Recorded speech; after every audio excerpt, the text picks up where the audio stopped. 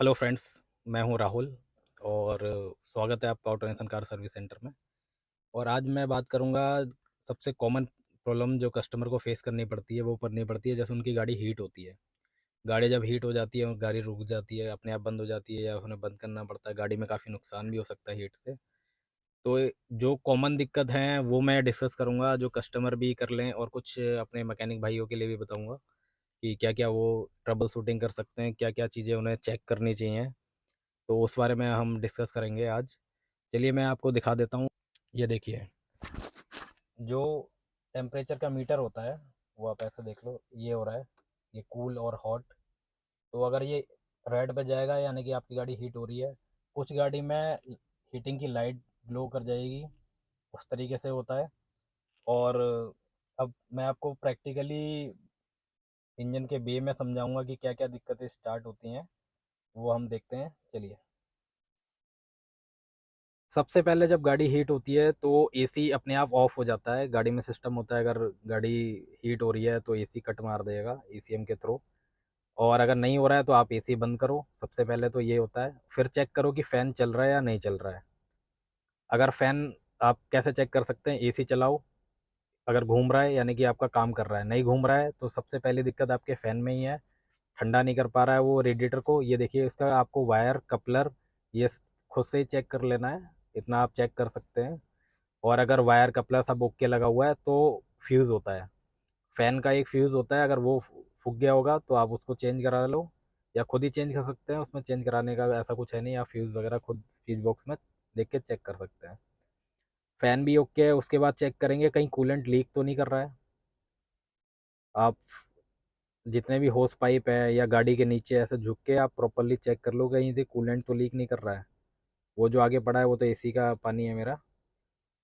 अभी क्या है, अब कूलेंट आपने देखा कि कूलेंट लीक वगैरह नहीं कर रहा है, ठीक है।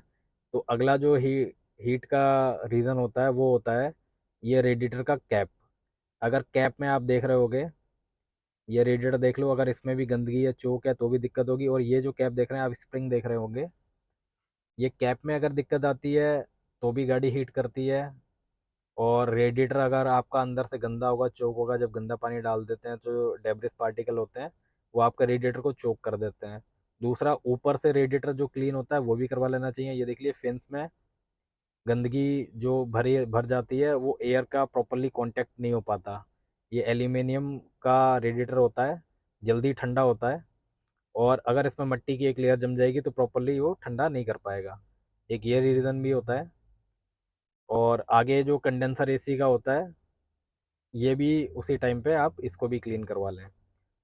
तो रेडिएटर कैप हो गया, रेडिएटर की अंदर की क्लीनिंग हो गई, बाहर की क्लीनिंग हो गई। एक फ्लशर भी आता है, वो मैं आपको दिखा दूंगा। जितने होस पाइप हैं वो चेक करने हैं।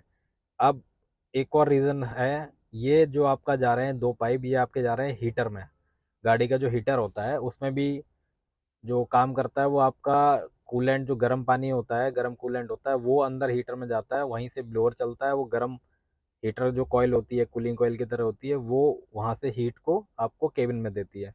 तो कभी कभी क्या होता है, बाहर से लीकेज नहीं दिखती है, लेकिन आपके जो हीटर के पाइप जो मैंने आपको दो दिखाए उसमें लीकेज लीकेज होती है, वो जनरली दिखती नहीं है। कभी कभी अंदर केबिन के अंदर से भी कूलेंट लीक करता है, वो भी हीटर कॉइल की दिक्कत होती है।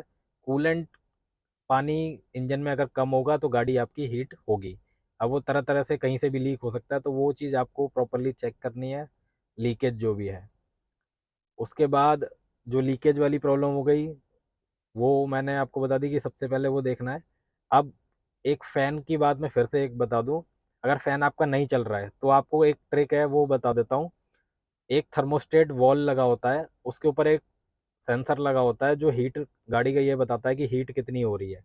अगर ये थर्मोस्टेट सेंसर भी खराब होगा तो वो गलत रीडिंग देगा, वो बताएगा नहीं कि गाड़ी आपकी हीट हो रही है। और पंखा चलेगा नहीं, इसका यही काम होता है, गाड़ी हीट होने पे पंखा चले, फिर बंद, ठंडी होने पे बंद हो जाए। चले बंद करने का ये सेंसर करता है।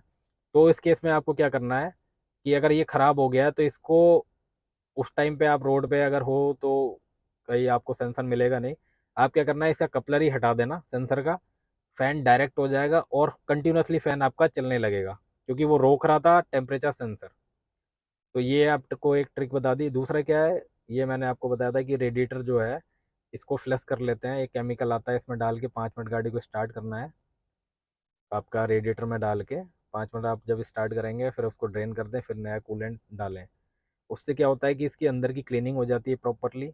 और कभी कभी इतनी अच्छे से फ्लो हो भी नहीं पाती है तो हमें रेडिएटर भी चेंज करना पड़ जाता है। दूसरा एक रेडिएटर की क्लीनिंग भी होती है, वो तार डाल के वैसे उससे भी बात बन जाती है। तो रेडिएटर की क्या है, एक फ्लशिंग कराओ, बाहर से कराओ या केमिकल डाल के कर सकते हैं। अब अगला जो हीटिंग की दिक्कत आती है वो आती है वाटर पंप से। अगर ये देखिए ये आपका वाटर पंप है, ये इंजन से ही पावर लेता है और पूरे इंजन में कूलेंट को मूव करवाता है। ये जो पंखा सा आप देख रहे हो, ये जो पंखा है ये कूलेंट को मूव करवाता है। अगर ये इसके पंखे टूट गए या यहाँ से लीक हो रहा है तो यहाँ साइड से, इंजन के इस साइड से ये लगा होता है, इसमें भी ये दिक्कत आती है और यहाँ से भी कूलेंट लीक करता है।